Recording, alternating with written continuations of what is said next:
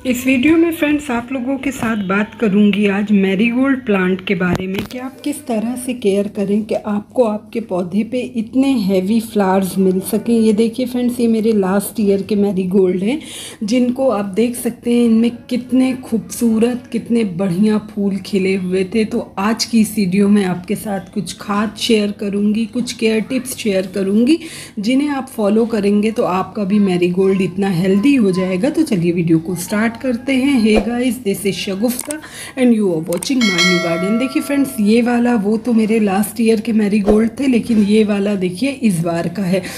इसको फ्रेंड्स मैं 10 रुपए का नर्सरी से इनकी छोटी पौध लेकर आई थी। आप इसको 2-3 तरह से ग्रो कर सकते हैं, चाहे तो कटिंग से ग्रो करें, इनको सीड से आप ग्रो कर सकते हैं, या फिर आप नर्सरी से इनकी पौध लेकर आ सकते हैं। विंटर का एक बहुत ही खूबसूरत फूलों वाला पौधा होता है गेंदा, जिसमें लगातार फूल खिलते रहते हैं और आपको फ्लावर्स आपने देखा होगा कि कितने ज़्यादा 50 से ज़्यादा फूल खिले हुए थे मेरे पौधे में।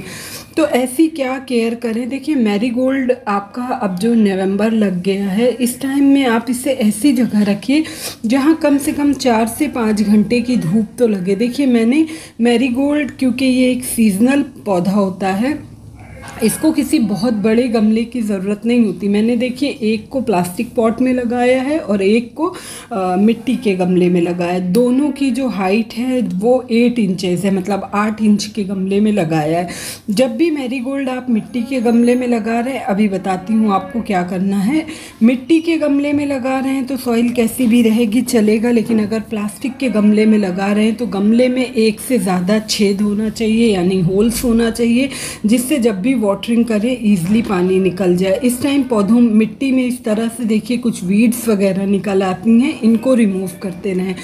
वेल ड्रेन सॉइल बनाएंगे जिससे जब भी आप वाटरिंग करें पानी निकल जाए। मैरीगोल्ड की जो धूप की रिक्वायरमेंट है, देखिए इस पर कुछ मिलीबग्स का अटैक है, मतलब अगर आपको आपके पौधे पे अननेसेसरी चींटियाँ बहुत ज़्यादा दिखाई दें तो आप समझ लीजिएगा कि उस पर मिलीबग का अटैक है। इसकी जो सनलाइट की रिक्वायरमेंट है फ्रेंड्स, आप इसे ऐसी जगह रखिए जहां मॉर्निंग की 5 से 6 घंटे की इस पे धूप पड़े। बहुत तेज़ सारा दिन की तेज़ धूप वाली जगह पे अभी फ़िलहाल नवंबर के मंथ में ना रखिए आप। तो मैंने इसको ऐसी ही जगह रखा है जहाँ सुबह 7 बजे से लेके 12 से 1 बजे तक की धूप लगती है।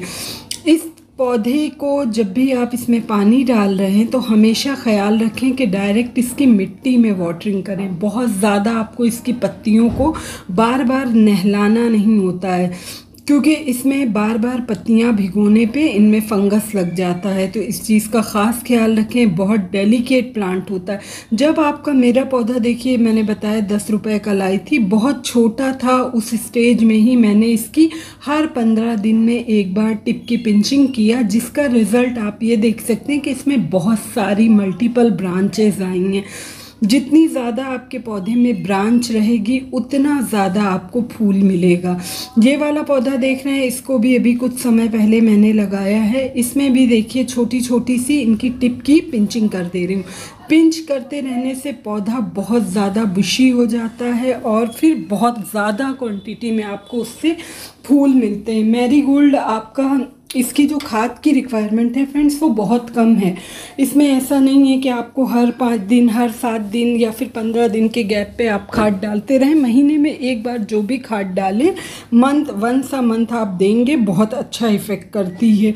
इसकी मिट्टी आप जब भी वाटरिंग कर रहे हैं आप ये ध्यान रखें। देखिए ये जो मिट्टी के गमले में लगा है, इसकी मिट्टी डेली सूख जाती है, तो इसमें मैं डेली पानी डालती हूँ। लेकिन आप उधर जो देख रहे हैं प्लास्टिक पॉट में लगा है, उसमें 2 से 3 दिन लगता है मिट्टी को सूखने में, जबकि मैंने सेम सॉइल मिक्स बनाया। क्योंकि प्लास्टिक में हवा पास नहीं होती, एयर नहीं पास होती, जिस वजह से उसकी मिट्टी जल्दी नहीं सूखती। लेकिन वहीं मिट्टी के गमले में है तो आप इसमें डेली वाटरिंग अभी करें। और ये प्लास्टिक में अगर आपने लगाया तो जब मिट्टी सूख जाए, भले वो 2 दिन में सूखे, 3 दिन में सूखे, जब सूखे तभी आपको पानी देना है।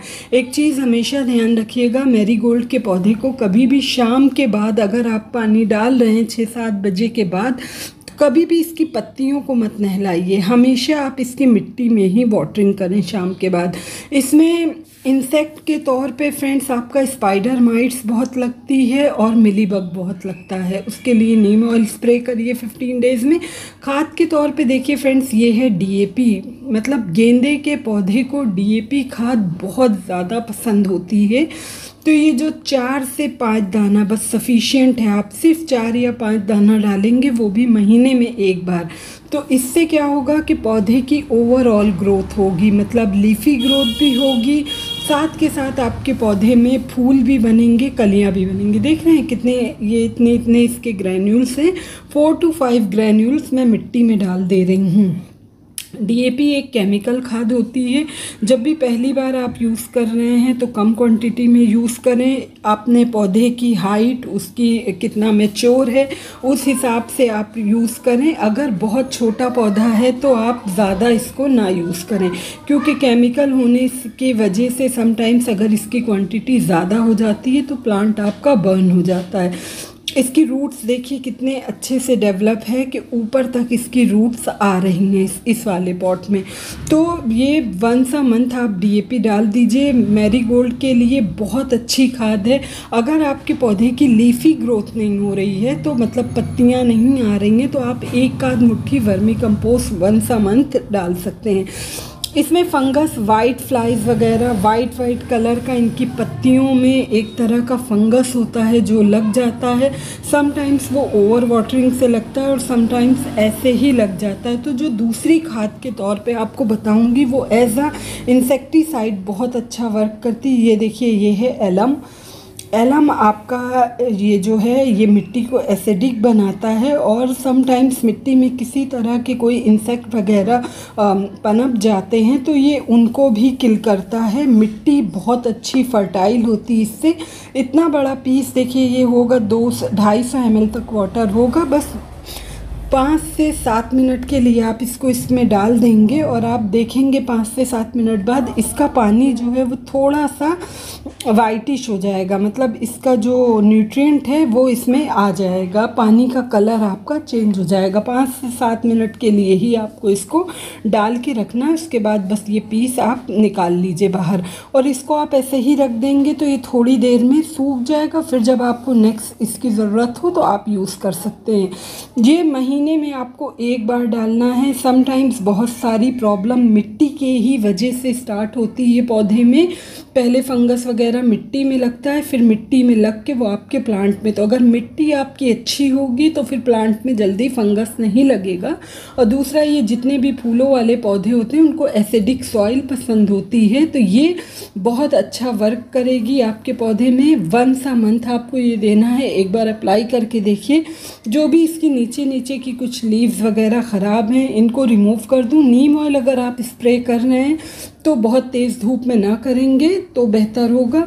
अब आपको बता रही हूँ कि आप मैरीगोल्ड को सीड से कैसे ग्रो कर सकते हैं। जब भी बीज लगा रहे हैं तो बहुत छोटा कंटेनर आपको चूज़ करना होता है, लाइक 3 से 4 इंच का कंटेनर। ये देखिए यूज़ एंड थ्रो ग्लास है। इसमें सिंपल गार्डन की सॉइल फिल कर लिया है। और ये देखिए, ये हैं गेंदे के सूखे हुए फूल थे मेरे पास लास्ट ईयर के। इसको थोड़ी देर 1 से 1.5 घंटे के लिए धूप में मैंने सुखा लिया इनके सीड्स को।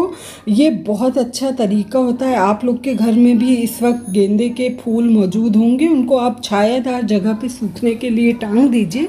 जब वो सूख जाएं तो 1 आध घंटे 2 घंटे की धूप लगा लीजिएगा उस पर और उसके बाद उनके बीजों को इस तरह से अलग कर लीजिएगा। उसके बाद फ्रेंड्स आप इनको इस तरीके से देखिए स्प्रिंकल कर लीजिए मिट्टी में ऊपर। जब भी बीज लगा रहे हैं तो उनको बहुत अंदर नहीं दबाते हैं, वरना फिर वो जर्मिनेट नहीं हो पाते। और ये बहुत हल्की सी एक देखिए बहुत थिन लेयर ये गार्डन सॉइल है। ऊपर से बस बहुत थोड़ी सी इस तरह से मैंने मिट्टी से उसको कवर कर दिए। कवर करने के बाद हल्का सा डैब कर देंगे आप, जिससे वो सेट हो जाए। और बस इसके बाद वाटरिंग कर देंगे। इसको ऐसी जगह आपको रखना है अपने गार्डन में जहाँ पे सिर्फ मॉर्निंग की 1 आध घंटे की छनती हुई धूप मिले। आप चाहें तो इसे किसी बड़े पेड़ के नीचे रख सकते हैं। 4 से 5 दिन के बाद आप देखेंगे कि इसमें सीड जर्मिनेशन का जो प्रोसेस है वो स्टार्ट हो गया। और फिर उसके बाद हल्का सा अगर आपके पास स्प्रेयर है तो उससे वाटरिंग कर दीजिए, नहीं तो इस तरह तरह से हाथ से हल्का हल्का पानी दे दीजिए।